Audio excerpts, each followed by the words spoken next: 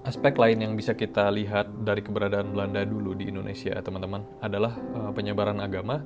Jadi kita bisa melihat di sini foto-foto bagaimana kehidupan umat Kristen di Indonesia dan di masa penjajahan Belanda dulu, teman-teman. Ini ada para pastor di Flores, teman-teman. Di sini kita bisa lihat perempuan Indonesia yang sedang bersiap-siap untuk berangkat ke gereja. Ini adalah sekolah Santa Ursula di Jakarta.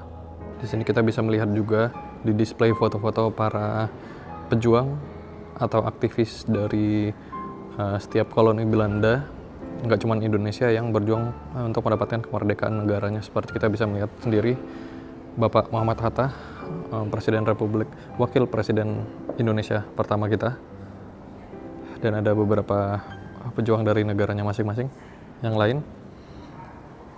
Dan di sini ada Marta Christina Tiahahu, dan di sini ada Pramudia Anantatur atau Pram. Perjuangan untuk kemerdekaan Indonesia sendiri itu diperjuangkan oleh para pejuang kita selama bertahun-tahun lamanya, teman-teman, hingga akhirnya pada tahun 1945, seperti yang kita tahu, Indonesia mendapatkan kemerdekaannya. Setelah Indonesia mendapatkan kemerdekaan, antara tahun 1945 sampai 1965, itu sekitar 300.000 orang Belanda yang udah lama menetap di Indonesia harus pulang ke Belanda. Bersama juga beberapa orang-orang suku Indonesia yang pindah ke sana, seperti contohnya orang Maluku, orang Minahasa, orang Papua, dan Tionghoa. Nah, ini seperti di sini ada foto contoh-contohnya orang Indonesia yang akhirnya juga bermigrasi ke Belanda, teman-teman. Oleh karena itu, di Belanda itu banyak banget orang-orang keturunan Indonesia atau orang Indonesia yang jumlahnya sekitar hampir 1,7 juta orang lah kalau di total-total. Itu jumlahnya banyak banget.